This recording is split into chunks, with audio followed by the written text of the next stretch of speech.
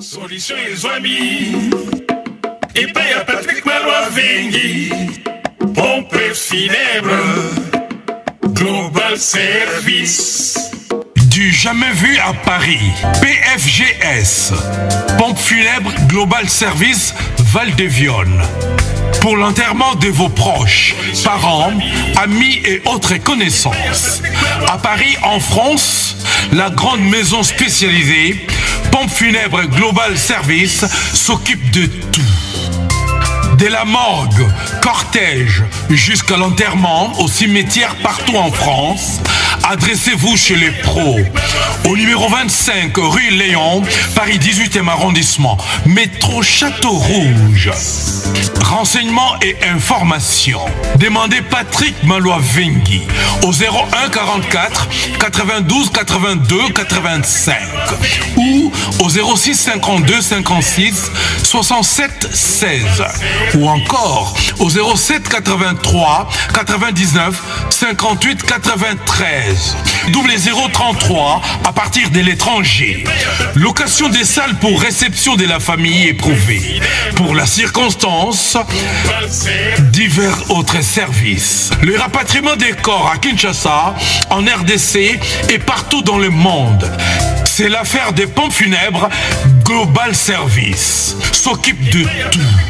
Inhumation, exhumation, pose de pierres tombales et crémation.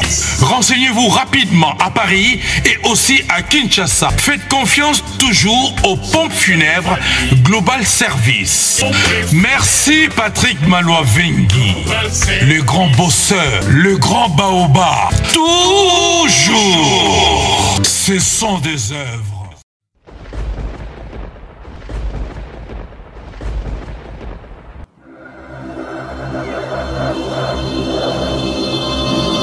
Edino, yoza fin, utaleke ozate, oza suka, libulu zanga suka, mokako swa, kende, donc yo leki.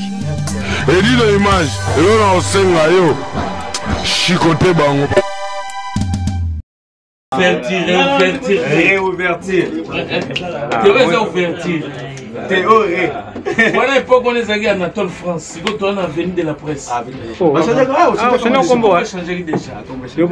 Congo, tous en avenue de la presse. Oui. Si vous Patrick Massidi, maman j'ai raté la vie. Donc les patrons, les boss. Non, les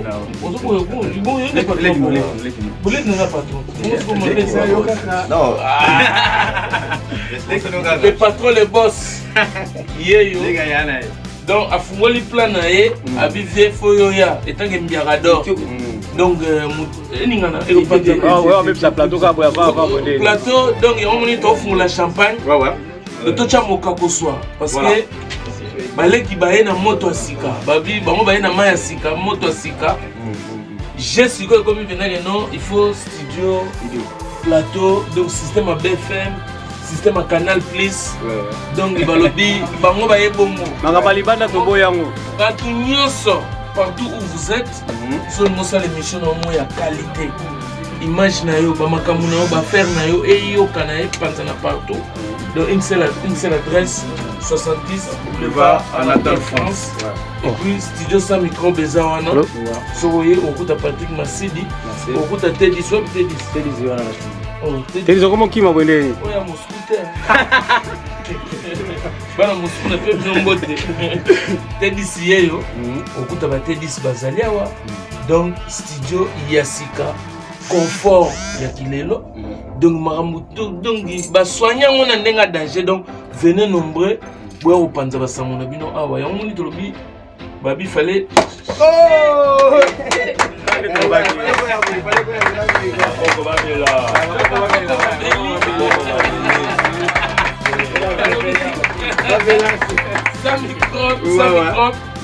donc en tout cas, dans ce pays, il y a tout le monde qui et puis Loupemba, et Kende Liboso, toujours. Batebele Boya, Boya vraiment au la bémission. Bato Bazana Marambolo-Bela. Oh, Bazana Posa, c'est la Maramuna Bango, artiste, Batouya, homme d'affaires, Batouya église, évangéliste. Donc tout le monde peut venir.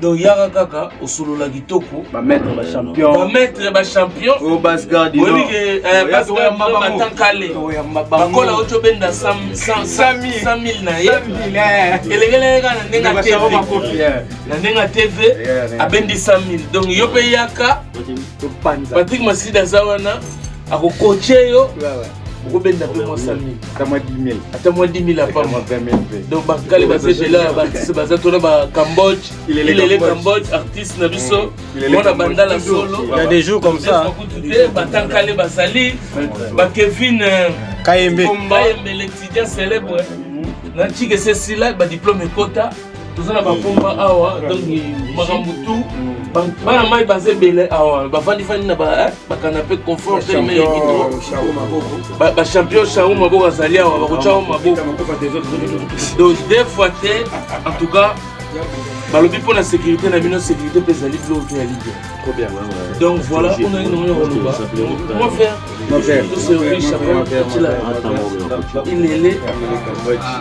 il y a des jours comme ça, il est comme moi, je merci pour la présence. Anel Kamba Fossette, il est là. Il fallait artiste à ça. Il fallait artiste à ça, la pauvre artiste va soigner. Moutasali Baboulot, hier, la nouvelle génération. Si vous avez un travaux, il y a déco intérieure, on va savoir décoration intérieure. Donc, placo, électricité à ce bateau. Garçon, on t'a sali. Donc, tu es déjà là, quoi, ça me soit. Tu es déjà avec moi, empêchement. Nous sommes tous allés. Ah, empêchement. Que la fête. Et puis, manager, on voulait bien passer le message. Oui, vas-y. Sans microbe, ils ont seulement pas plateau karaté. Oui. Ils ont la activité BD. Ils ont vraiment un grand projet. Ils ont un salon. Ils ont un designer. Alex Sarafou va marier. Ils ont un événementiel P. Dans la musique, location, 360. Voilà, dans la vidéo bot, pour l'anniversaire à Bana, tout ça. Et vidéo bot, c'est quoi? Oh, c'est TikTok. Patrick, félicitations, hein. Comme la manager. Non seulement que nous avons un projet Oyo, aménagement Oyo, il fait partie à projet sans microbe. Donc, ceux qui nous ont pour ça, placo, yépe platonné comme entre yéka kandé, on contacter bureau sans microbe.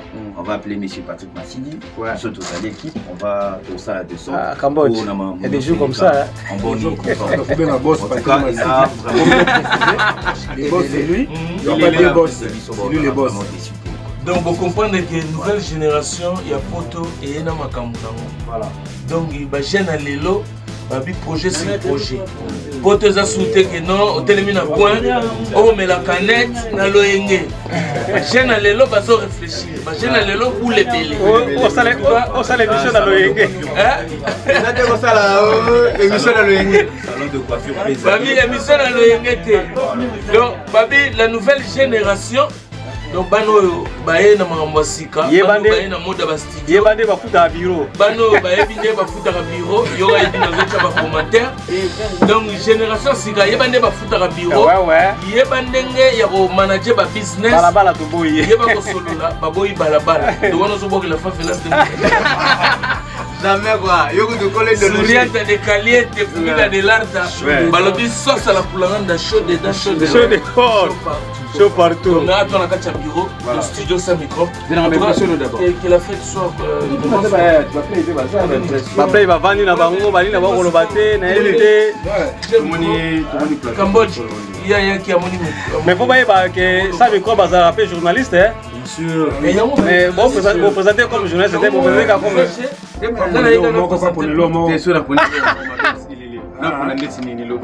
Yo linga wala tala coiffure yo linga bon manga kimio déjà avant ok donc comme journaliste on a quoi faire donc on a des activités designer faut designer au monianga donc so mon histoire qui fait au bête en vrai alors la carte donc il y a des jours comme ça félicitations mon frère on est sur artiste à très beau pour honorer voilà donc on a présenté l'artiste et tout voilà l'artiste voilà merci beaucoup il est à la pour mais félicitations, il est là, vous allez toujours dans ma cambouya bande kunayo. Ah oui, un jour on a aussi la studio, il y a musique, il y a enregistrement, bande va soutenir. tozanga te sokala elongi te quoi tozanga te toujours tozanga il y a des jours comme ça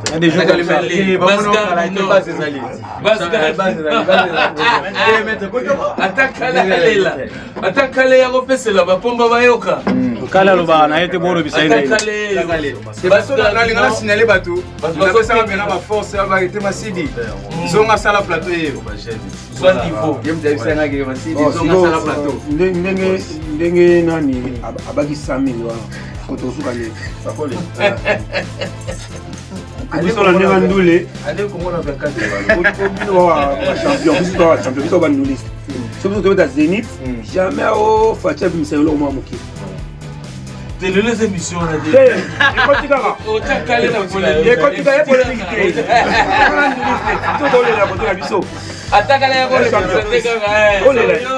bon bimisi de 100,000 balles faut pas le battre batela kimia yeba ni batela kimia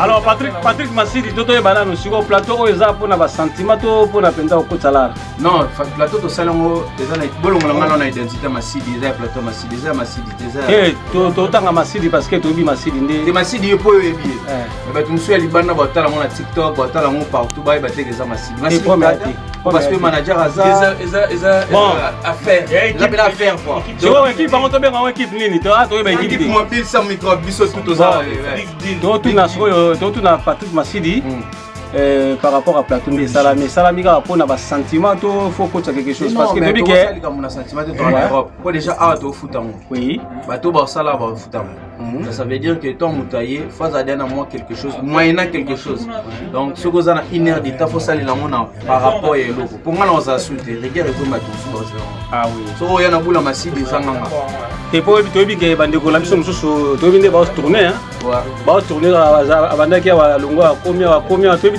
so ba les appels des photos so ba teze les appels des photos so ba lukani kasi to ba non les appels des photos les dino les appels des photos muta tambole akoloba teke mutu kwa zangi to lo baka ke asale forte kozanga pesa là ndako zanga mais to condamné kozanga te il y a plusieurs styles à plateau quand même ouais ba tout soit là on est en Milan. Pourquoi expliquer sur le style à plateau tout le monde il y a plusieurs décors. Ouais d'accord merci beaucoup Anilga. Ah ouais ça déjà ah ouais ça plus côté analyse. Parce que ça li analyse awa batumsu ba ko linga balongwe basali analyse na bango petoche nini na bango affiche na bango c'est l'émission na bango nde balinga to ba proposer bisolo to décorer par rapport na bango. OK. Ah ouais ça au mona moi si na mwandule. OK. Bato ba ndule ba ilele to bengisi ilele pese canapé na munena banda yemo clé de sol clé de sol pena vania yango il est là za na kingo de côté na ndo banda yango da biso to za koto yo to yemba mais koto pesa pe plateau da dona ba forme ba plateau belé Eric Am dans pesa biso Eric Bitam da pesa so mo dizaine na bité masito ke nango boto zo so donc zaki facilité poto to beba ni mwa so ebise bo ka ngana tiki na ngabo maloko tiki ngabe na biso kete o ba esu te to beba ni mwa mais c'est un monsieur gentil a aidé fort pour aider fort plateau ezala pour na yomo to ezala pour na ça na plateau elongi na ngeza te elongi ne ba journaliste ba ya ba ko s'identifier bon na quoi nga za na ngai eza ya donc en même temps que zo louer to louer voilà eza business il y a des locations donc na ça l'émission na prédication à la plateau te ba pasteur na monaki pe Christian ici absenga ndo ça l'émission foot. Ouais donc Nesege et puis Kevin Kaimba ba peke ya ba entrepreneur donc il y a pas du côté naé donc to peut s'identité côté mo côté to décentraliser moi pouvoir comme isso to zaka wana pour otala na ko peut-être que vous ça là t'es disposé beaucoup tu n'avais été dit ça malgré toi Kimi pendant des décennies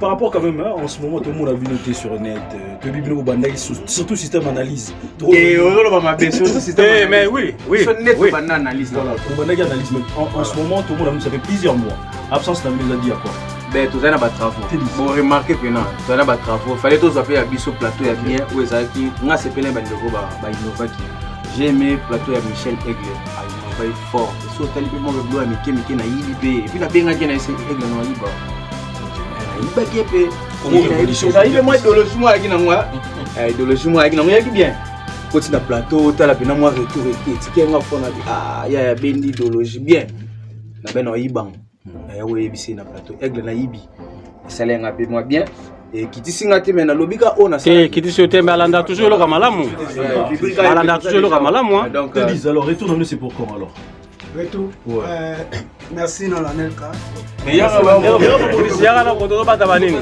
sebo komi bata mabata bakondeni. Bon, merci à Nelka, merci à lui surtout pour passer présenter à Jonathan Tabani. Merci bien à bien à Bisso, tout ça la tchatcha. Sa parole. Donc merci, merci bien à Ilele, merci à Massa surtout à ici. Mais pour la retour à Bisso, déjà plateau là qui est on a nous ça va nous ça. Merci bah on a une page on a à chaque fois on a un plateau niveau zo combien. Nous avons ici déjà plus tard semaine prochaine déjà tout banda analyse parce que n'est pas très haut sur le bango bah qui analyse bison tout banda mais toi y a plein de lois sika tout le bango thème hein tu vois façon de toyer l'émission parce que analyse on a ça ma ana photo il faut monter un bango pour pas nous tourner la question mais bison doit y un système qui y a tout dans la question tenga bien tout dans la question c'est la vérité tout ça analyse nous doit à raisonner selon donc selon bison doit y une idée hein sur autre y a un mais il y a la façon de ça là. Merci. On a fait des olympiques. Ah bah maman boîte avec na trop. Oh il veut bouler. Bah il veut bouler. Alors on va bouler né ma trop. Voilà. Parole c'est dans la baby. En tout cas c'est bien. C'est la émission. C'est belé. Donc voilà quoi. Merci. Boulon des bandes. En tout cas, c'est un plaisir parce que tu veux changer, oui. Tu veux changer. Déjà, sous Théo, tu as un bout à l'homme, tu as un bateau à bar. Tu as un salon bateau, il y a un Tchananoboy. Tu as une mission. On a tourné ces zones-là. Donc, il y a un bon côté de comme il y a une norme. Il y a télévision, pour te la toi, un nord. Le nord, on aime depuis cet exemple. Le roi nord, on a la mort flambeau dans mon pays, c'est bon. Moi, je suis très content pour nous, c'est pour les jeunes et tout, qui est là, si. Et tout, baza motivé. Nous à l'aise, nous avons relève ça ciré. Obi ke ngape na moi songi ga na bengi petit mo ngabi mende nous la pongi bo ina mo na veka brr sita sima. Plata si ngabi do félicitations. En tout cas félicitations na ba jeunes so busali bablo na ba plata sika en tout cas esali elengi mingi. Ça peut être les gamins pour moi bien que singa za kana pona musalo ya ba yepe na décision asir ba yo biso e ba yo biso ndambo ya ko lo poza mo garo zo banga nini ya ko lo ba wala yo bazali moni caméra za moi ja caméra mona caméra bo caméra ishanza ka non ngala qui me la caméra au miti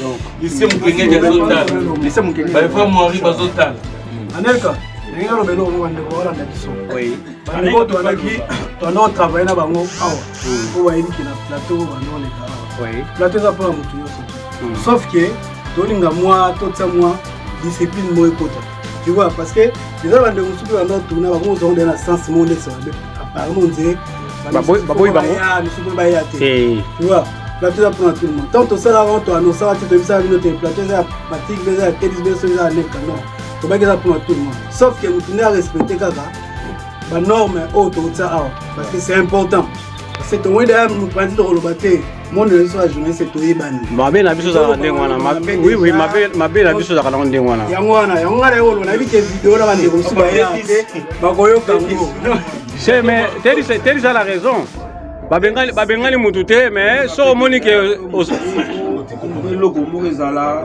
il est là comme ça là le logo Morizala faut nous les 10 heures régler le problème te babengana ba mutu te mais sur la aussi sur la demande les gandés on fout à pas l'émission le mois tonné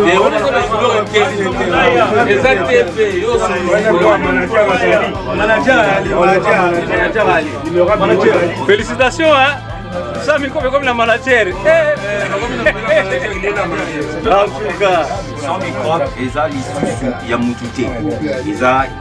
Et lui qui va piloter, mais ils ont concept. C'est 100 microbes et 20. Tous en Mambo, et Belé Nakati. Tous en événementiel. Tous en salon de coiffure. Tu veux te faire la beauté ici à Paris. Nous sommes là. Si tu veux te faire la beauté, tu as la beau, le roi, tonton, bazawa, le beau garçon. Tous en dans le salon. Olimi Balati Sayo, yo, aux en mariage, tout ça designer Azali, Bazali. Coach vestimentaire Bazali, au fait ça coaching, aux à la bien habillé ici à Paris. Et si tu veux te faire la beauté, aux à la kitoko, bakatayo, barazeo, très très bien, aux ali. Aux à la poste déco intérieur, au salapé plateau, no boy, na norme, aux à la ingénieur Azali, Eric Binda. Et combien d'ingénieurs les lots? Bazali va voir aux la fête, aux pour ça, il y a musique, il y a vidéo, tout ça là-bas, la selfie, TikTok avec les enfants à la maison. Contactez Bisso, éléments anniversaire à Bana. Donc nous sommes vraiment caméra, photo, animation, tout ça. Donc vraiment nous sommes dans beaucoup de choses. Donc pour contacter Bisso, Boya, nous sommes vraiment là pour vous servir et nous sommes là vraiment à la qualité. Alors so mtaelibno aina marché. À un pourcentage nae. Si. Non, on a contacté Bisso, a contacté mon agent. Interne, on va essayer de parler. Comme on appelle la Corée à marché. Non, il y a proposé 100 microbes de travail. J'invite tout le monde. Tu as invité un pasteur, tu as invité un journaliste, déjà un entrepreneur dans Paris, en France, partout. Ou type Belgique, aux gens la poste aussi à l'émission dans Paris. Nous sommes là. Question on a tout la patrie aussi. Bon, tout comme un journaliste, ça là on a noté, ni pas apprendre. Pour cela que les journalistes, les jeunes, Maman, merci pour la question. Déjà dans la formation. Oui, il faut déjà que nous avons plateau à pourquoi? Parce que vous allez qui n'a pas norme pour sécuriser les choses. Maintenant là, en fait, dans le bateau, travailler en partenariat avec Canal+. Ouais, tu travailles en partenariat avec Canal+. Donc, normalement, il fallait pas ça là. Ah ouais. Milolo. Comment t'as Milolo? Nanenga bien. On a pas mis au manager Nanenga bien. On va nous former. Il y a des jours comme ça. Comme journaliste. Ah ça, c'est ça boulot. Boulot, c'était quoi ça peine boulot. Aroya. Former. Pas parole ça. Formé, on appelle en retard. C'est en fonction de il y a un retard avec une observation. On appelle à ça.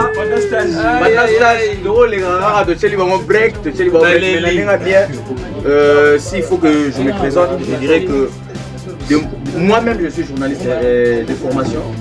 Bac plus 5 de l'ISCA. De l'IFASIC. Donc toi, moi je suis ressortissant de l'IFASIC. Tu viens de là-bas. De là-bas, de là-bas. J'ai Bac plus 5, j'ai mes collègues à moi, à qui on va travailler. Ensemble, là-bas, on doit 3 master. On travaille là-bas, on doit aller l'IFASIC. On a présenté le président Rigen, il fallait que tu fasses Awa. Et c'est bon. Nassime Christian. Il peut travailler déjà dans BFM. À la pigiste, à travailler comme journaliste à la pigiste. Pigiste, c'est moi, Bani. Pigiste, c'est comme toi, tu as des formations pour les faits sociaux. Il y a une télévision, la chaîne, on va traiter l'éditorial, selon ligne d'éditorial. Bon, moi, je suis journaliste. Journaliste a moto à récolter. Déjà moi journaliste moi na journée na kati. Journaliste mutape sa qualité essentielle de l'information à journée wana. Yépé à Zouakate à l'ambiance ngo ya pas recevoir. Pour ça la récolte d'information au traité après diffuser. Pourquoi ça journalisme était goyeka mamo ozaki anel ka BTM tout so traité moté ba kango pour anel ka. Non, so tali tout bango mi balé ba sala ka même sala non. C'est-à-dire Pigiste. Ça reçoit information, il est abimisi album. Ok, il est album Nebimaka, Ebima le 25. Aye nango, l'information, pas par ça, le 25. Et au sein il faut il est là ça là. akomi kopesa précision na kati ya information ya pigi ça ça non parce que c'est il y a une ça la différence en fait il y a une grande différence entre journaliste et chroniqueur. Journaliste appelle ça information na qualité essentielle de journée wana alors qu'un chroniqueur a une chronologie. Il y a le mot chrono et ça na kati wana chronique musicale donc et ça tant moko donné on a musique wana ya benga ngo chronique musicale historique quoi. Voilà merci. Mais là tant moko donné pour na chronique wana donc check moi ça. Merci. Bon c'est bon pour le lot Zozana Congo 10 bato baza ba émission so ezali biso to kota egala. Voilà ndenge ga ya intervention rapide paroisse quoi. So ko kapte nga wana fo. Bon félicitations à 100 micro. Féliciter bato ça merci. Atakale bon comprendre à la prochaine to kotani check voilà quoi. Toujours. Merci na bande kono so o baye lelo pour participer na ouverture.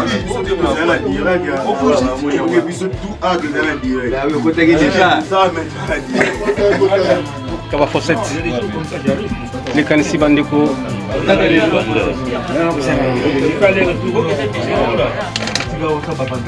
C'est bon? Allez, Kaba Fosset. Les kanisi bandeko bazui lelo ko sala plateau kitoko boye. On a eu sali ondé. Et dit nos faut donc force. Et là j'ai bien sûr de sali makambo. Il faut toujours couper ça. Encouragement très important.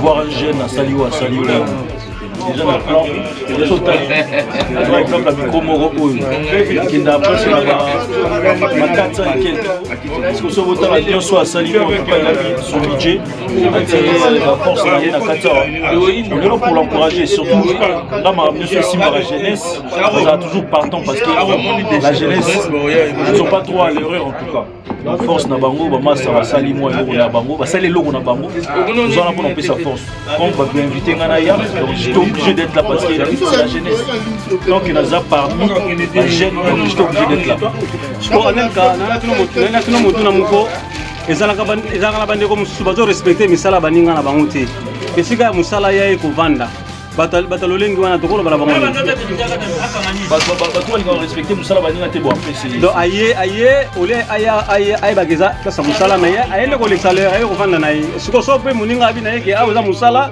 muninga komi mabe batalolengi wana oko sa bango ça fait partie de l'éducation ça fait partie de l'éducation faut bara respecter sika muninga zo sala sika ko tela muninga mbongo parce que biloko mususu la c'est to fandi abo et sika Patrick asala jamais la roule kana bunda ko tona ça des autres parce que sur la bundi ko ngana okenda ngame na baby c'est les places na donc déjà juste la question ya considération déjà déjà nyonso na kati donc ndeko e baka ko respecter que ça place à musala respecter place à musala donc je pense pas que yo na rien on na mad power na ni na déco na limité ko kende kuna o fando ke likisara er pas place yo ko tsara mbongo donc mais biso toi na ba laisser aller toi na ba koma ba makamuka ndengwana o éviter que pesa muninga yo bloquer kitcha muninga po yo vanda ka o salaire mais toi ba o bisa o pe boy comme problème bon bazo benga na biso ba o sala boy. C'est ça. Ils auront juste pour respecter lié à travail. Lié à travail. Lié à travail, c'est sacré. Il y a des sombara, Jio na mila, il y a des sombara, Mai nanda, il y a des sombara bana mili, il y a des sombara il y a des sombara donc ça fait partie de bloc. Donc photo ye ba ke isika ndikwazoya ku fungola clé na ye ke zoya ku luka vi na ye. Voilà. Pour ici quand se retrouver des yango. Pour le bilan de toute façon. Donc si on a Lucas Wangana et c'est ça ça la partir. Donc ndeko so ba ebisi yo ke sika eza sika musala comprendre kaka. Ko zongo be mabeti. Ko mabeti surtout. Ah surtout. Te dis. Justement message na bande ko so ba ina na sika wona ko la yo. Ni kada plateau. Ibandi na boni ko te dis yo ko komela kwa mutu mo na kisi wendeni. Pas trop. Alors, bande ko so ba yo sangana biso lelo. Ogo bisa bangoni. Merci. Oui, bon, les allez, nous serons participer à la réouverture du plateau. Donc on est ensemble. Merci au pays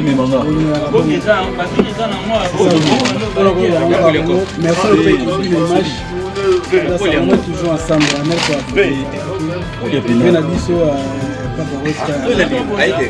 C'est ça. Merci. On a ouverture, il y a ici quand vous allez en permanent, vous allez en horaire. Je pense que c'est la permanente, chaque jour. Merci Télis. Patrick Massidi. Bandeko nyonso balandi biso na esika oyo. Oyebisa bango nini? Banayebisa bango d'abord merci. Omoni babi ndako eyamba bapana te, ndako epezaka bapamboli te, yambi bapaya na bango lokwa bayeba opambola ndako. Sentiment na biso tomoni bakulutu ngai esalinga bien namoni pas parole serviteur na ya komelinga ileki na ya banda déjà soutenir nga depuis mazo continuer ka soutenir avec et puis so ya yango après parce que ça me fait mabe makati ya na komona d'abord ya na ya kota makambo na yo yanga avantage yango wana nalanga na bato ebele te peut-être na yebani pe moi mingi nano te masoda na yebana pas parole adi londole mais c'est ça condoléance de singa lelo qui a pour faire être ça comment dit c'est un message bah c'est ça condoléance mais bango déjà so bazali kolo na ngana omona les ça bien comment dit calmement merci Patrick Massidi il est oyo ko baksa nini na mukula lelo na journal lelo ndenge le site artiste ko baya ya opera ko baksa nini il est artiste tout baya awa na micro vraiment on a artiste donc soutien soga awa donc soko lingi aussi ça kitoko oui papa Patrick Massidi voilà on est mis à l'époque on a déjà oui ça c'est donc on a fait on te voilà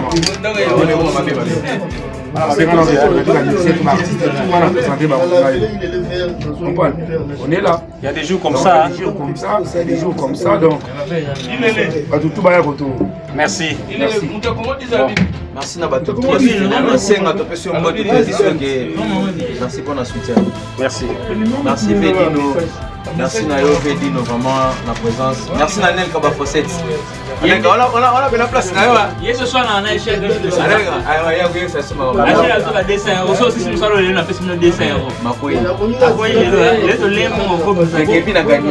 Solution ils ont mis. Et puis à Patrick Malois Vengi. Pompe funèbre. Global Service. Du jamais vu à Paris, PFGS, Pompe funèbre Global Service Val-de-Vion. Pour l'enterrement de vos proches, parents, amis et autres connaissances. À Paris, en France, la grande maison spécialisée, Pompe funèbre Global Service, s'occupe de tout. De la morgue, cortège, jusqu'à l'enterrement au cimetière partout en France, adressez-vous chez les pros. Au numéro 25 rue Léon, Paris 18e arrondissement, métro Château Rouge. Renseignements et informations. Demandez Patrick Malois Vengi au 01 44 92 82 85 ou au 06 52 56 67 16 ou encore au 07 83 99 58 93 double 033 à partir de l'étranger. Location des salles pour réception de la famille éprouvée. Pour la circonstance, divers autres services. Le rapatriement des corps à Kinshasa, en RDC et partout dans le monde. C'est l'affaire des pompes funèbres Global Service. S'occupe de tout. Inhumation, exhumation, pose de pierres tombales et crémation. Renseignez-vous rapidement à Paris et aussi à Kinshasa. Faites confiance toujours aux pompes funèbres Global Service. Merci Patrick Malois Vengi, le grand bosseur, le grand baobab. Toujours, ce sont des œuvres.